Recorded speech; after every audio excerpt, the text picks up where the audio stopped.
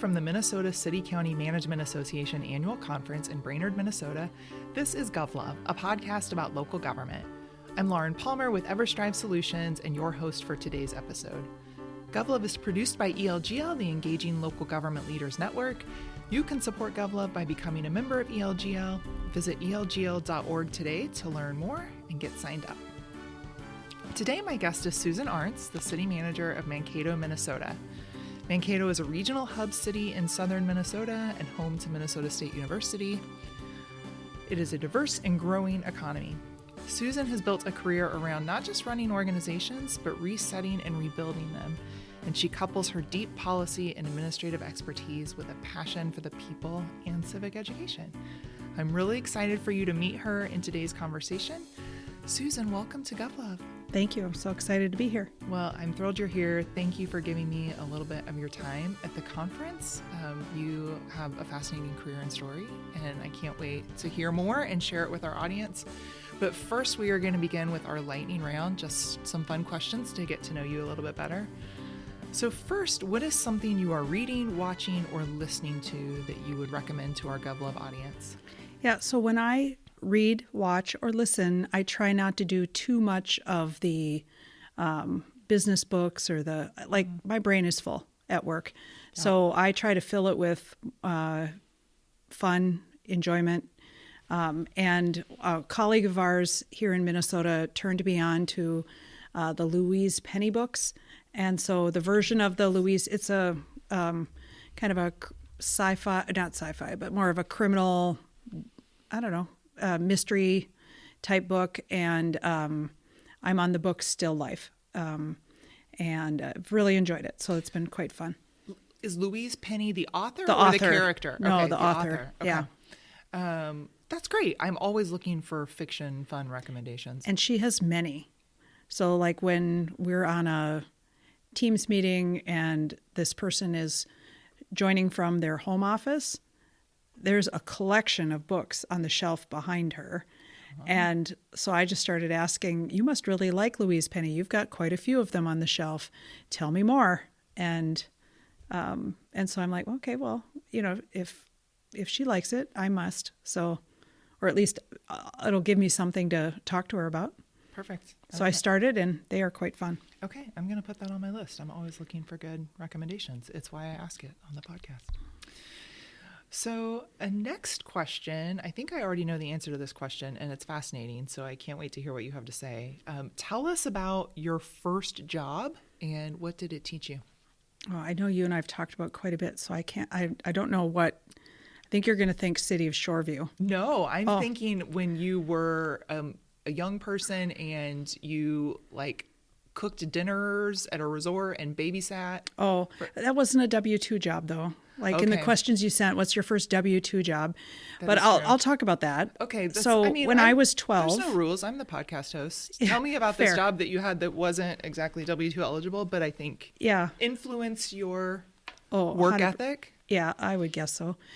So when I was 12, I worked at, I was asked to babysit. I was a master babysitter. And I got asked to work at a Lovelands resort. And it was a family-owned resort owned by the most adorable couple that she had been a Girl Scout leader that I had been in various things with. And then they also had a daughter that had a newborn. And I think the child was maybe 4 months old when I started there. And so during the week, that daughter went to work and they needed someone to care for the child. So I would either get a ride or I would bike over to the resort. It was probably about 4 miles. And I would babysit while this woman was at work. And then on Saturdays, I would go to the resort and I would babysit the cabin cleaners' kids if they brought them. They didn't always, but if they did, and we'd watch cartoons or do crafts. And then Erna May would have me put the hot dish that she had made in the oven to get it started so it was ready to go for the cabin cleaners at a certain later time. And it wasn't every Saturday that we did that, but it was many. And then people would come in and drop off their keys, and I would just mark off the unit number. And it was just a very simple time, and it was fantastic. Yeah. So I love that story. Thank you for sharing it. You said you thought I was going to talk about your job in Shoreview. Do you want to tell us about that too? No, well, sure. So my job in Shoreview, I was an intern there, and that's where I developed my professional ADD. So I literally love to work in all the different departments, and I am by nature an insanely curious person. So I, as an extrovert, it's easy to be curious. You just ask questions. And then you listen and you watch and you ask more questions. And when I was in Shoreview, they started to run out of things for me to do in my internship that was supposed to be 6 months. And things would pop up and I would raise my hand and say, well, I could do that. I could help there. I could do that. And so I had the opportunity to work in public works. I worked in park and rec. I helped the HR staff. So I got to see and learn a lot. And the internship was really focused on community development. But because the organization had these other needs, I got to bounce around and see all of it. And it was a much better internship for that. So if your listeners are city managers, assistant city managers, organizational development people, or just department heads that have interns, make them do lots of different things, because this may be their first time working in a local government, and administration might not be their cup of tea. Yeah. But if they get to see a little smidge of everything, it literally could create so much magic, and you're really building the profession. And we need great leaders in all those different areas. Of course. And if they can get a chance to see it, it's really good. It's great. That's a good teaser. We're going to talk about that more in our conversation. Okay, my last lightning round question for you. What is a talent or hobby that you have that might surprise your colleagues inside City Hall? Oh, in City Hall, that I can tie balloon animals. I think this is fascinating about you. You have to say more. Like, you said that you are a curious person. Like, how did you decide I want to learn how to tie balloon animals, and then figured out how to learn how to do it? So I have a group of friends that we used to spend New Year's together routinely. And one of them really loves to do New Year's resolutions, like loves to have that conversation. I don't like to have a checklist that it gets created for me by, just whatever. So when we would do those, I'd come up with something that I could do, or I could learn, or I could actually get through the year and say, yep, I did it. And run a marathon is not my passion. Lose 10 pounds, also not my passion. And so I would just come up with more practical things like I could do in 90 days. And I neglected during the New Year's celebration to come prepared. And a few weeks after that, I was attending a Rotary dinner and through a silent auction, won a gift basket of summer fun things. That was, at the time I had little kids. And inside that basket of summer fun things was long balloons with a balloon pump and a little itty bitty flyer about how to tie balloon animals. And it had maybe like 8 different balloon animals you could do. And so these friends come over. This basket is still sitting on the buffet. And they are like, Susan, we have not heard what your New Year's resolution is. They're keen on accountability. How are we going to hold you accountable? Big sigh. And I look over at the basket and I said, well, I'm going to learn how to tie balloon animals. And so then I'm like, well, I said that now, so I have to actually do it. I've done 2 birthday parties for friends for their kids. And if you were at this conference this evening, because you're not publishing this today, so that's the good news. This is going to be, you're hearing this on a rebroad. I am going to do it in a conversation that I have been asked to present tonight.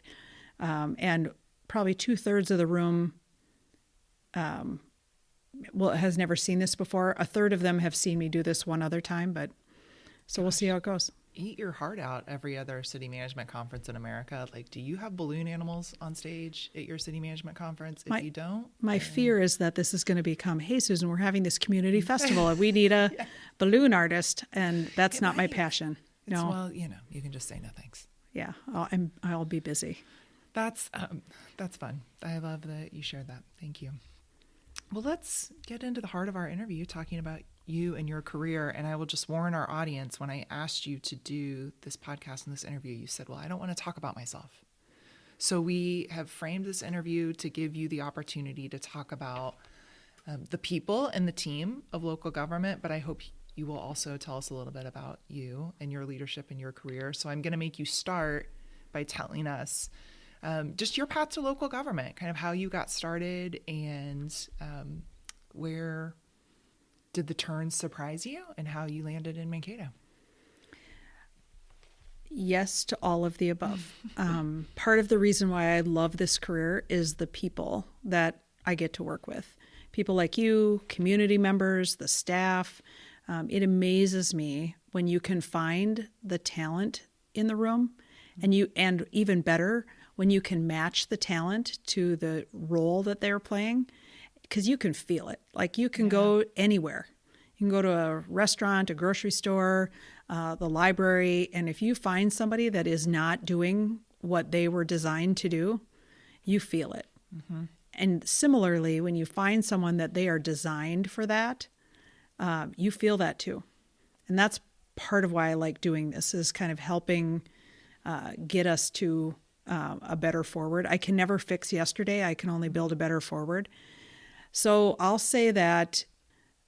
So in the later part of college is when I learned what counties were. And I met one of the county commissioners from Hennepin County. And after that meeting, I was thinking, this might be a good year for me to do the all-important internship. Mm-hmm. And the world was just different. People didn't talk about internships the way they do today. The internet didn't exist, and so I couldn't go online to do any homework or research. And I met this commissioner in person at an event at the college. And so after that, I sent them a letter and said, "Dear Commissioner McLaughlin, I am likely looking for an internship this summer.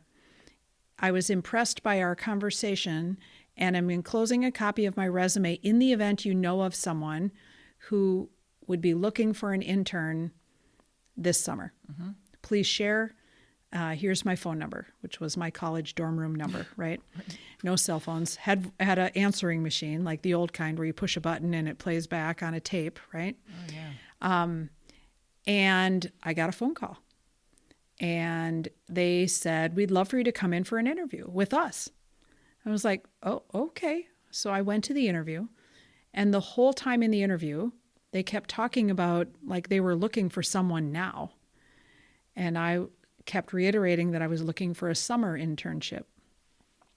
And it was a great conversation. And then when I left, I sent the appropriate thank you note.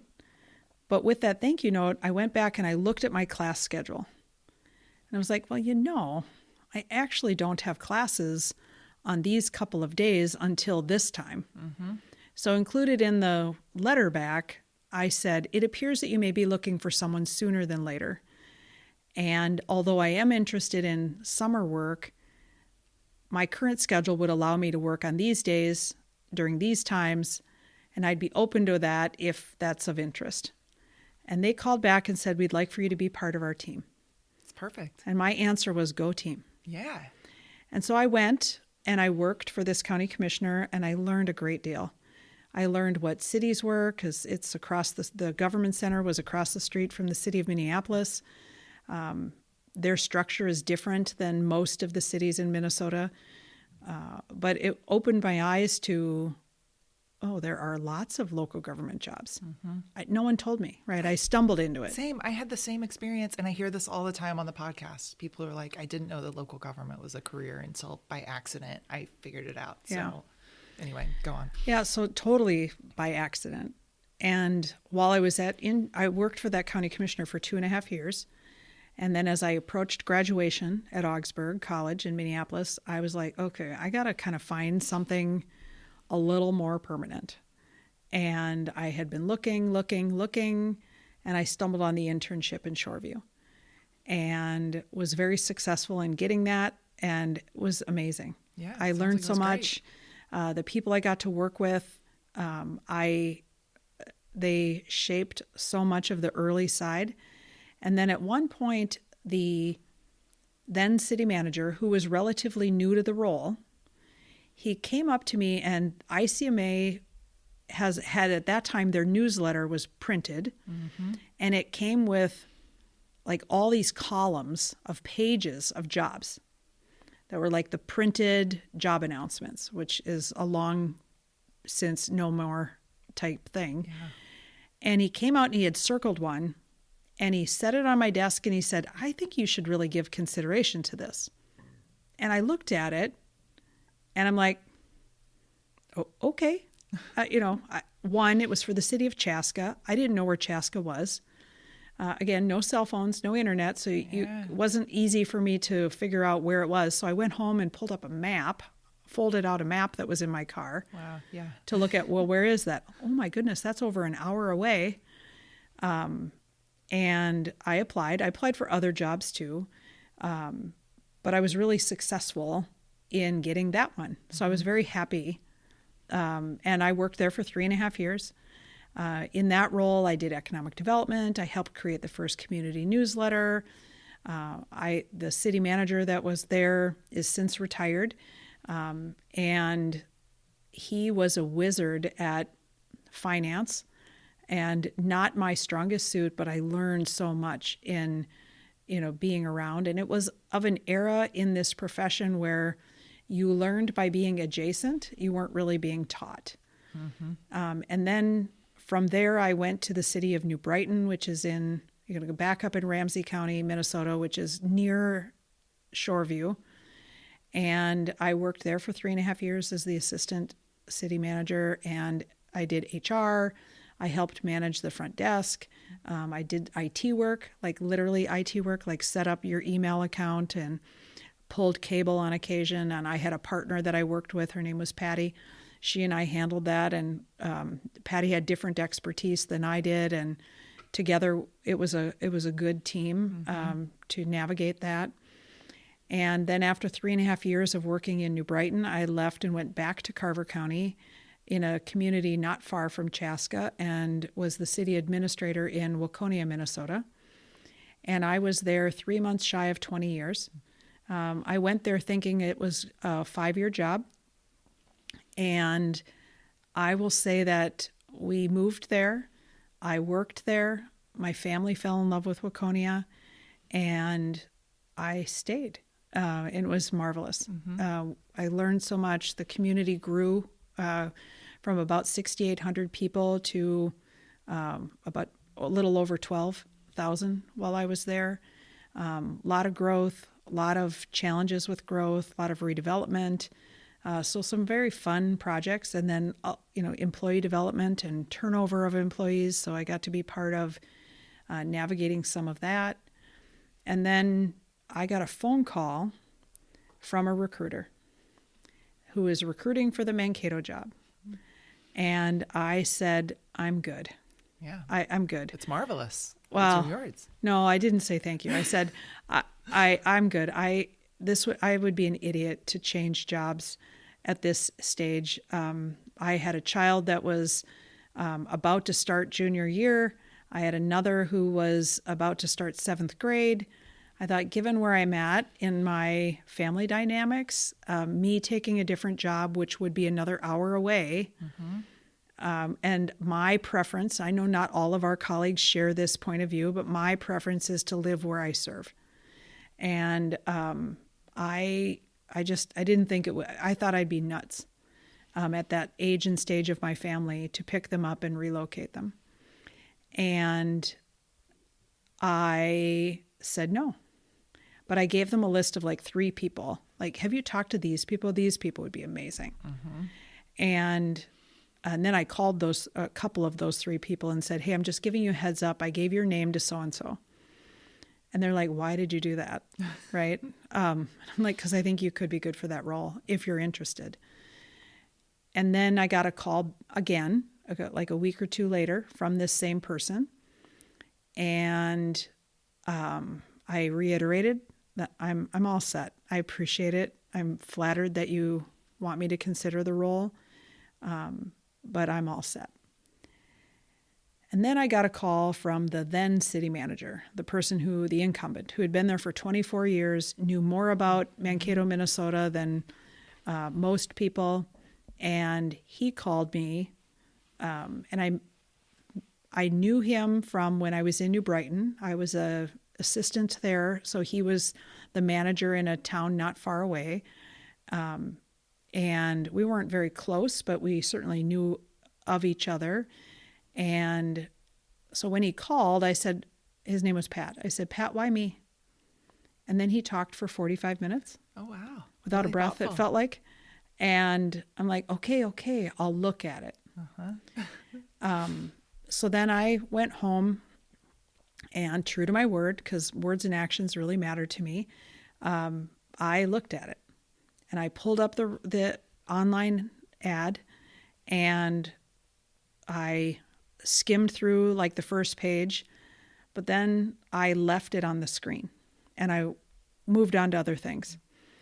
And then at dinner that night, after the kids had gone and started homework, my husband said to me, "Are you thinking about a new job?" And I kind of cautiously looked at him and said, "What do you mean?" No. What do you know? What Who do have you mean? talked to? Yeah. He said, "Well, I saw on the screen you had the Mankato posting up. Are you thinking about that?" And I said, "No." They asked if I'd look at it, and I told them I'd look at it, so I looked at it. He said, "Did you read it?" And I said, "Well, I skimmed like the first page and a half or whatever." He's like, "You have to go back and read it, because if you read it and you tell me that that's not you, then I don't know you." And at this stage, we've been married 4 years, 25 years. I'm like, okay, again, words and actions really matter to me. So I went and I looked at it, and under the desired qualifications, first on the list was sense of humor. And not that I have a stellar sense of humor, but there were other things, of course, too. But seeing the word sense of humor as the first item on the desired qualifications list said to me that this organization, this council, has really given thought to who they want to be the captain of their ship. Yeah, for sure. And it wasn't a cut and paste. That's not something you see on somebody else's, desired qualifications, unless you're interviewing for a comedian. And there were, as I say, there were other things included on that list.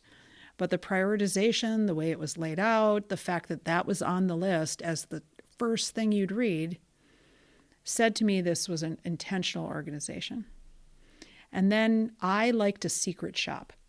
I secret shop our current organization, and the staff know that I occasionally do that, or I have other people, like I find secret shoppers to do something and then report back. But I went to Mankato and I secret shopped the community.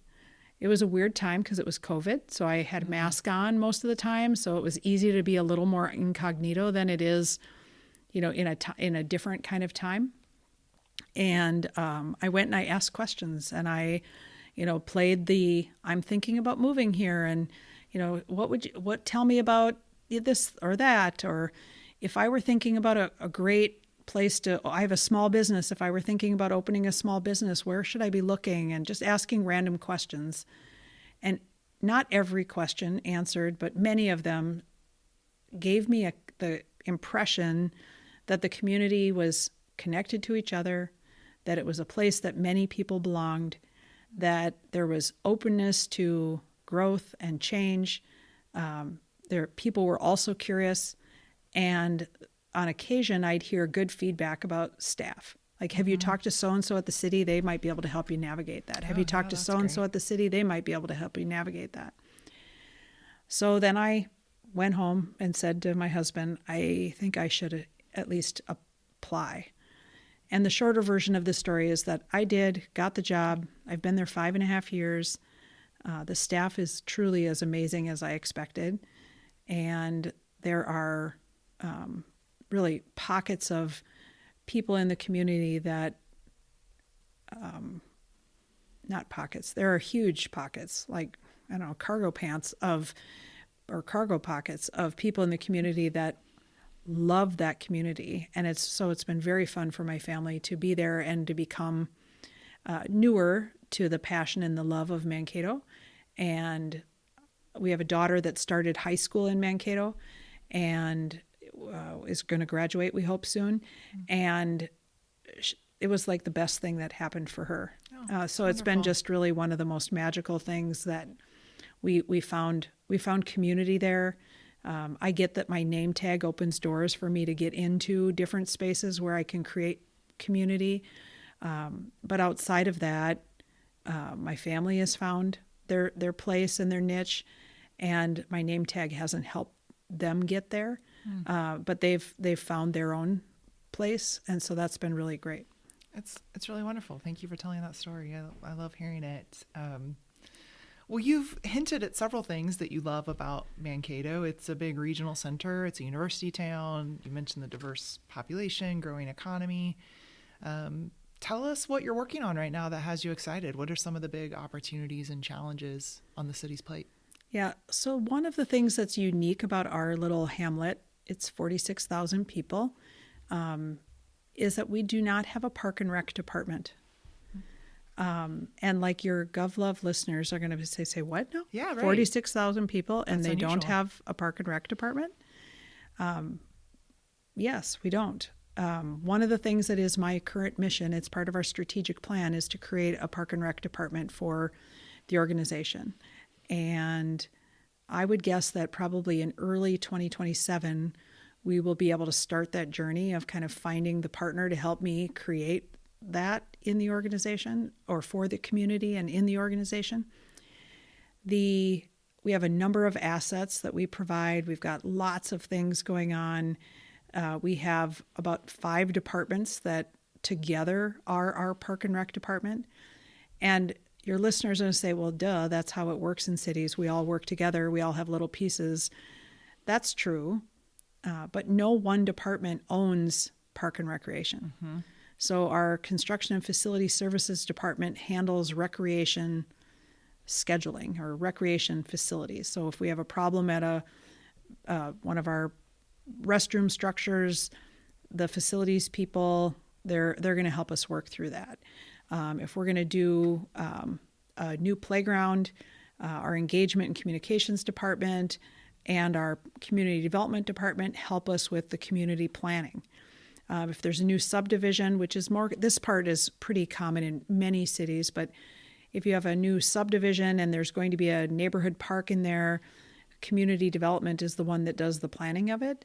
But in many cities that have a park and rec department, community development would work with park and rec on the creating the space, but then park and rec would take over not just the programming, but the layout. And if we put it here, we can take advantage of a loop trail here or those kinds of things. And we don't have that. Our public works department handles the mowing and the maintenance in the open spaces of the parks. It's just we have too many hands that are involved, and no one owns it as a priority.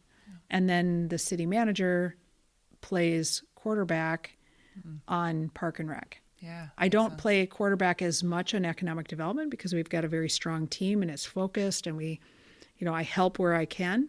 But on the park and rec side, we don't have a key quarterback. And so that might be, I'm more of a basketball lover, so we don't have a point guard. We need that coordinator person. So we're working on trying to figure out not only when, but also how do we pay for it, and what are the roles, the boundaries, because they're in the community. We'll need to do some engagement around it, because there will be people that will think that we're doing it to take over somebody's something, and that's not the reason we would be doing that. Right. It sounds like an incredible agenda. Yeah. And for our listeners, to all the aspiring parks and recreation professionals out there, MankatoMN.gov. Right. Watch for that. Early 27. Write Susan a letter Or she did to the Hennepin County Commission. Or it's 2026. Send me an email. Okay, send her an email, right? And then I'll put you in a folder. And then when we Yes. get there, I'll email you, say, hey, come join our team. Right. We're half joking and I'm mostly serious, because that does sound like an I'm incredible 100% opportunity. serious. Yeah. Like if you want to build something from the ground up and make it incredible, and get to work with the phenomenal Susan. Here's your chance. Well, or the team we have. I mean, that part's good. They're humble. I love that. Okay. So we're learning a little bit about Mankato. It's about an hour outside of the Twin Cities. As you know, I'm doing several podcasts this week at the conference, talking to Minnesota leaders, and I've been asking everyone about their experience with Operation Metro Surge and how that's impacted your community. I think our peers around the country are really interested in any lessons they can learn from their Minnesota colleagues about that experience and how it impacted local government and any leadership lessons that you took away. So I just want to give you an opportunity to share anything from that, from a community that's a little outside of the core metro area, but definitely still had some experience, what that was like for your community and what leadership lessons you took away from it. Yes, I will say that the biggest misnomer that everyone has is because of the title this activity had in our community, it sounds like it was just in the metro. And that is not true. And so it was a good lesson to go when people give things titles. Titles are supposed to be representative of an activity or an event. And this wasn't Operation Metro Surge. This was Operation Minnesota Surge. Mm-hmm. We had activity happening in our community. Probably the height of the activity happened on January 12th. We had a incident in our community that afternoon where an individual in our community was an observer was maced. Another observer received what I believe was overspray. So essentially 2 people were maced in the face, and the individual that did it got back in their car and fled.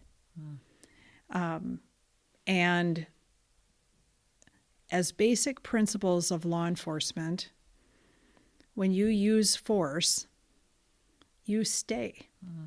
You wait until others arrive to provide your point of view, make sure medical care is given if it's needed, and that didn't happen. Now, at the time the incident occurred, we were told that the individuals that had done the spraying were federal agents. At the time, we couldn't confirm that, so we don't know. And Minnesota has had examples last summer of 25 where an individual is an imposter, presented themselves as a law enforcement officer and did some very heinous crimes, some murder of some of our state representatives. Mm-hmm. And so, there's some trauma in Minnesota around when that activity. It does turn out that the individual that did spray those individuals was a federal agent. We were able to later confirm that. But the fleeing of the scene created so much angst and anger amongst members of our community that at the city council meeting we had that night, we had over 300 people in attendance, and it's been shared on social media sites all over. And we've had a handful of incidents where we've had activity happen in our little hamlet, and we are an hour and 15 minutes outside of the third ring suburbs of Minneapolis and St. Paul. So it wasn't a metro surge. It was a Minnesota surge. We know as Mankato has the second largest state university, and we know that there have been impacts to about 17 students at MSU, as we call it, and that the college has received impacts from 4 international universities that have had long-standing partnerships with the university that they've ended as a result of it not being, Minnesota not feeling like a safe space to send their international students. Earlier this year, I think in March, I had asked the university about impacts, and they shared that they had seen over 1,400 at that time. They would have normally had 2,129 international students registered for undergraduate program, and they had 699. Wow. Yeah. And that decrease of about 1,400 students, that's about 10% of the entire student population of Minnesota State University Mankato. That's a big deal for our community, for the students that are there. Part of what the magic is of Mankato is the richness of the diversity we have in the community, people feeling like they can belong. No doubt that we have people who struggle with that feeling of belonging, just like every community. Even the best of us can always be better. And so it's something we work on heavily. So we definitely have seen quite a bit of impact. We've had the expense to the organization has not quite hit $100,000. The city council made the decision to issue some grants to our 3 entities in the region that provide food support. Minnesota law allows us to provide those kinds of grants. There's some other grants we were asked to do, but we don't have the statutory authority to provide grants in those means. So part of the costs that we've had have been $30,000 of food support grants that we issued. We've had a very engaged public that has been attending our council meetings and challenging the council. We've put in place an emergency ordinance which kind of covers really 4 key things: that if you're a law enforcement agency from another jurisdiction, that you give us advance notice when you're coming, that you, outside of the Minnesota law allowance for wearing a mask when you have a medical condition, that you don't wear masks, that if your jurisdiction provides you body camera, that you wear it and use it in accordance with your community's policies, and that you identify yourself if asked who you are. Yeah. And so we've been operating this as an emergency ordinance. We have not yet had to take action against an individual for failing to comply. We've done our best to educate our Minnesota partners that we have this ordinance in place and that, asking for their commitment and compliance, and so far, so good. So generally, these 4 principles are just good law enforcement practices and principles that most agencies in Minnesota abide by them. We didn't see that necessarily from the federal government.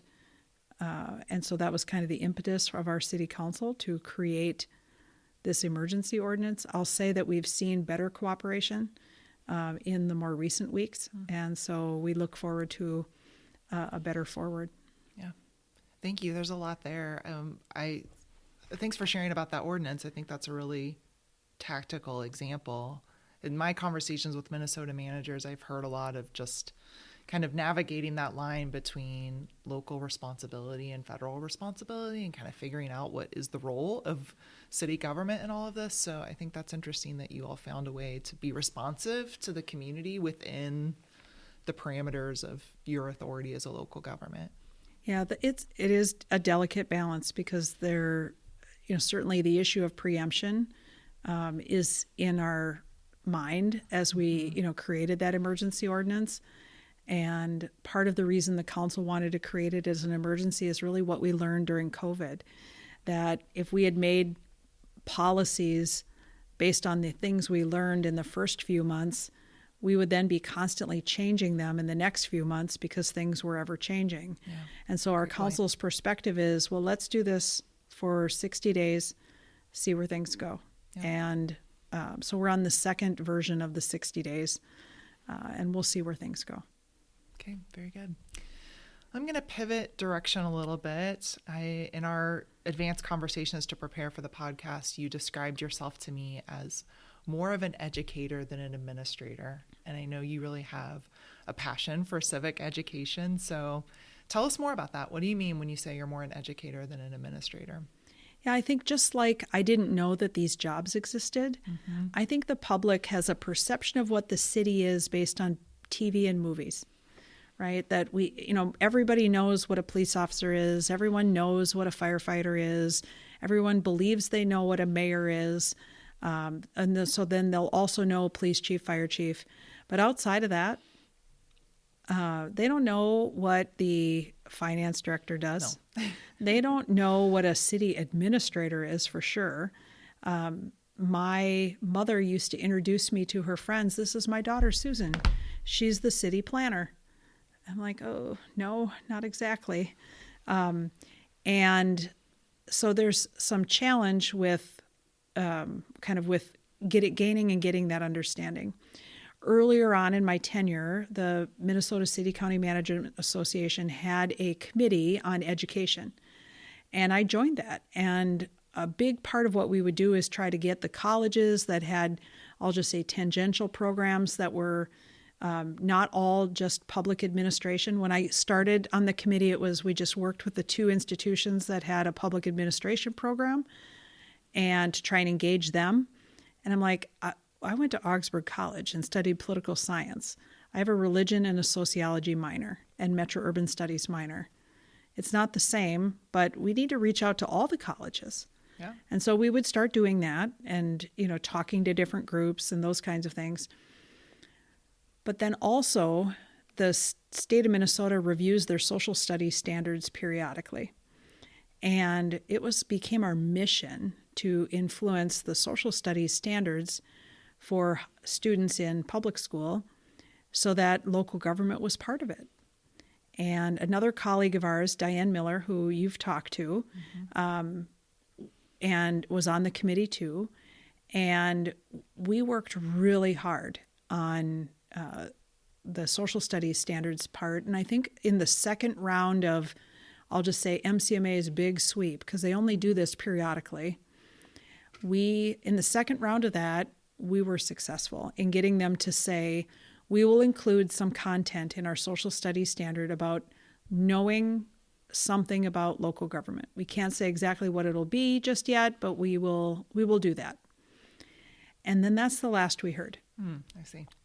And so, I kind of take it with a grain of salt, but along the way, while that was going on in the background, in my previous city in Waconia, I would, partly because I had kids in school, but also it was a small enough community that I got to know people, and I would go and I would talk to them about local government. So I would, at the preschool level, it's not just go read a book about a dump truck and explain, or, a snowplow or something, but I created a puzzle that had all the different pieces of city government in Waconia. Okay. And then I had the preschool kids help me put this puzzle together. And I used pictures of things that they would recognize. Waconia has a beautiful community center known as Safari Island. So that was on it, different things that we had. And it gave an opportunity to be able to talk about things. Just for those listening, preschoolers are fascinated by the sewer. Oh. So depending on how you talk about it, they are fascinated by the city of pipes underneath the street that you have and how it's all interconnected and where it goes. They're fascinated by it.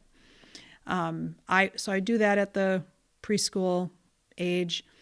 I'd talk to first graders. They had a segment on maps. So I'd bring different maps, the zoning map, the different maps that we had at the city, and we'd walk through things. Later, I created a then and now. So Waconia was founded in 1857. And so we had a lot of cool historic pictures of different buildings that were still in the community. So we had pictures of then and now, this is it then. And then I'd challenge the kids, what do you think this building is today? Mm-hmm. And then I'd show them the today picture and they'd be like, oh my gosh, that looks so cool. That looks different, or they changed the color, or they could pick up the structures. And so, kind of a little bit of the then and now. And then in the third grade level, this was the best, because I had a third grade teacher call and say, we'd love to do a field trip to City Hall. I'm like, sounds great. And so we got it all scheduled. These kids came in. It was a class maybe of 30-something kids, or maybe it was two classes, so it was 40, I don't know. And I'm walking them around City Hall, and all of a sudden a hand goes up. And the gal or the girl says, "Ms. Arntz, are we going to get to meet the finance director?" And I literally, it like took me a moment. I kind of did a head twist of, what did you say? How do you know what a finance director is? Right, right. And I said, well, yes, we are. And we were near the finance staff. So I said, well, let me introduce you to her. And so I introduced her to the finance director at the time. And then somebody said, well, how about the public works director? Because I'm the public works director. And I'm like, okay, before I answer that, what does it mean, that second sentence of I'm the public works director? Well, in these kids' textbook, it talked about finance, public works, city planners, community development, all the unknown things that don't show up outside of things like Park and Rec, which really don't give you a good view of what cities are, right? And it was fascinating because I asked the teacher, I said, can I actually see your textbook? She's like, well, we don't have it with us, but I said, well, could I stop by sometime? She said, after school today, yeah, swing by. So I went and I looked at the book. There's a whole chapter about what cities and counties are. Who wrote this book? I don't know, but it was like, I'm so impressed that Minnesota has this curriculum. It was phenomenal. And as someone who had worked so hard to get to that place and not knowing if we'd ever get there, to actually see for real we were. And so then it prompted me to go ask my high school colleague friends. They're like, yeah, Susan, it's in there. It's been in there for several years. Like, say more about that. Yeah. Like, tell me, right? So in addition, I've also done high school conversations. I've done challenges to middle schoolers where I talk about what makes up the city, and I give them a challenge. I give them like a task give them a summer job. You have 5 things. If you and your parent call me in the fall and tell me the 5 things that you did, I'll pay you. And I used my own money. I didn't use government funds, but I used my own money. And Waconia, we had these Waconia bucks that you could use at different retailers. So I'd go buy a $10 Waconia buck gift certificate and mail it to them if they complied. And not many were able to remember the challenge, right? But those that did, I leaned in. And I'm like, okay. And so then I would reach back to them and tell them, hey, we have this event coming. You might be interested in that, because this is our future workforce. No one talks to people about what cities are. Mm-hmm. And the better and more we can do that, the more magic we create. Okay, so the last thing I'll say about this is I also play a game of Stump the Manager, because I believe that there literally is a job in local government for every single interest. And so the kids will yell out a position or a job, and they don't believe that we have it. So, and ballerinas and astronauts are the 2 most common yelled out things. It is true that we don't have astronauts. That said, I know someone who worked at NASA who works at the weather station in a community adjacent to where I served, and they're like, really cool. They got all that experience, and then now they work there. Yeah, they do. And I say ballerinas, we do hire ballerinas. We have a performing arts center in Mankato that we have dancers that come and we hire them to do things. We also, the city of Hopkins, Minnesota has a beautiful performing arts center. Many cities have performing arts centers. So the ballerina, that's an easy. Yeah. So there literally is something for every interest. And not only that, but we also have programmers that teach classes about different kinds of dance and those kinds of things. So there literally is a job for every interest in local government. Well, this is another great tip for our listeners. Like, if you are out there in the universe trying to work on community engagement and civic education, and you are looking for creative ideas to do in the classroom, drop Susan an email. She's got lots of good ideas. She's 100%. Done some things. She knows how to connect with these kiddos. Yeah, it's great. Fun. I love it. All right. I know you are not interested in talking about yourself, but I am going to reveal for our listeners one interesting thing about you, that like many state associations, MCMA gives an annual award for outstanding leadership in local government. And last year, you were the recipient of the Dr. Robert A. Barrett Award of Management Excellence. So first of all, congratulations. Thank you for your stellar career of public service in Minnesota. I know you are humble and like to give credit to others, but I'm going to force you. Just take a little time to tell us what this recognition from your peers means to you. It's a huge honor. It is a huge honor. This award has been given out in Minnesota 24 times. Mm-hmm. This year, it'll be the 25th time that award has been given out. It started in 2001. I have been in the room for every year that award has been given out. 2007, for whatever reason, there wasn't an award granted. So that's why your listeners are like, her math doesn't math. That's why it's been 24 in 25 years. But I've been in the room for every single one and have been so in awe and know the people and know why they're getting that recognition. That's really powerful. That's probably unusual for award recipients, but go on. Yeah, every single one that I've seen, I'm like, that tracks. Oh yeah, that person for sure. I can totally see why this is their year. It means a lot to have your peers say, we appreciate the work that you do because you represent us well. That's awesome. Yep.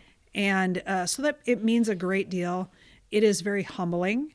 And I have been reminded by a couple of our colleagues that not only did I get the Robert A. Barrett Award in 2025, but in 2019, I received the President's Award from MCMA for the work that I had done on creating our mentorship program. I didn't realize that. And playing coach, I don't need the credit. I love seeing people succeed. Like, that is my favorite thing. And, though I mentioned words and actions are a big deal, like, don't say it if you aren't going to do it. Mm-hmm. And so it means a lot to have that recognition from the peers. And it's very humbling to see the list of other recipients. And what I will also say to many of those that are listening, the career field has changed dramatically in my tenure. Like, this is my 34th year of working in local government. Just saying that out loud is a little nauseating, right? But 34th year. It's incredible. When I started and looked around the room, I was the youngest person in the room most of the time, but also was one of the only females in the room. Mm-hmm. And I paid attention more to the age than the gender part. And the age was a big deal for a long time. And I love the fact that I can't even say what year it is that I first noticed that the audience changed at these conferences. And I love that fact that I look around the room and there are more perspectives, there are more people with different interests, a lot of people who got here through different paths, some, common and traditional, but others through a very different path. And it is stunning to sit there and look around the room and see who raised their hand and said, yes, I want to come do this work. And it is such an honor not only to be recognized, but also to have the room filled with a collection of people that are young, smart, excited, and a lot of gender balance that didn't exist before. And so that's one of the things that has probably been the most rewarding for me to see is who's come and raised their hand and said, I want in. This field is amazing. Yeah, it's great. You said you sat in this room and saw 23 other people get this award, and every time it tracked for you, it made sense. Oh yes, it's their year. Tell us about you. What is it about your work or your leadership style that you think made your peers want to give you this recognition? Yeah, I think that because I care so much about other people, I work really hard to make sure they know it. And as I said, I think I'm an insanely curious person, And not only do I like to learn more about other people, but I like to be that connector and kind of not educator in this sense, but the connector between people. Like I'll meet you and then you'll say, I'll ask, what are you interested in? Or what aspect of this are you interested in? And then you tell me, and I'm like, oh, have you met so-and-so? Yeah. Because they are so good at this part. And I think that the recognition that there are peers around the table that, and helping be that connector for people or that introduction, sometimes that's all it is, right? But also that I am very willing to do hard things. And I'm not ashamed for people to know the hard things. Yeah. Right. And so, I think people appreciate a leader that when things are identified that aren't great, a leader that's willing to say, it's not great, but let's make it better. I said earlier, I can't fix yesterday. I can make a better forward. And I can't do that alone, right? So I think part of this is I think my peers recognize that I value the work with. There's a book called With that I just believe we do this work with and for each other and not to and for, because to and for work is not the same as with and for. Yeah. I'm going to tell a Susan story. You are very authentic and exceptional at that people piece. You and I are new friends since I'm new to Minnesota. But I keep seeing you interacting with other people here at the conference, and it's like everyone knows you intimately. Like people keep coming up to say hello, and I will overhear them say something to you about, your daughter's recipe for baked goods, or, you have a bag in your car of candles for somebody who likes candles. Yeah. Like I just was saying to myself, does Susan, is she like besties with everybody here? Has she baked a casserole for everyone in this room? No, but and I think would. Maybe you have. I would. We had a colleague I learned who was having surgery. This is a few years ago. And I sent him a text and said, hey, can I bring you some food? He's like, what? And I said, well, you're having surgery and you and your family are going to need. He's like, we're good. Really, we're fine. I'm like, yeah, but this will allow you to just kind of be fine and sit with each other and not have to worry about who's going to heat up dinner. Yeah. Right? Because dinner will just come. It's really special. It's a gift. It's fun. I want to celebrate that. Thank you. I've taken more of your time than I expected. Is there anything else that you want to share with our listening audience before we wrap up? No, I'm really excited I've been listening once you asked. Oh, good. I went out to Thank listen you. to some of the other GovLove podcasts to kind of go, what have I gotten myself into? Sure. And the audience for this podcast, I hope is externally curious. Like I hope these are the people that at ICMA talk about, hey, have you heard about GovLove podcast? Mm-hmm. Or that share it on LinkedIn, or you don't have to share this episode, but that like it makes me want to get to meet face to face all these people. Yes, and I hope you do. That's what ELGL is all about. Yeah, connecting 100%. people and celebrating the joy of local government. That is, yes. And now because of that, I really want you to ask me the last question that I didn't want you to ask. Okay, I'm going to. If you could be the GovLove DJ, what song would you pick as our exit music for this episode? Yeah, I would pick Jupiter by Holst, Gustav Holst. Okay, I don't know this song. And I can't it's wait to Jupiter, learn the bringer of jollity. I had to practice how to say that. The bringer of jollity. it. Okay, I need a dictionary. I know. The bringer of joy. Just think of it that way. The bringer of joy. This is so The bringer of brand. joy and fun. I can't wait to hear this song. Thank you for choosing that. Thank you. This has been a great episode. This ends our episode for today. A huge thank you to Susan Arntz, City Manager of Mankato, Minnesota, for her time, for your stories, for your vision about local government. We have recorded today on location at the Minnesota City County Management Association Annual Conference, so I want to thank MCMA for their hospitality. You can reach us at elgl.org/govlove or on social media at GovLove Podcast. This has been GovLove, a podcast about local government.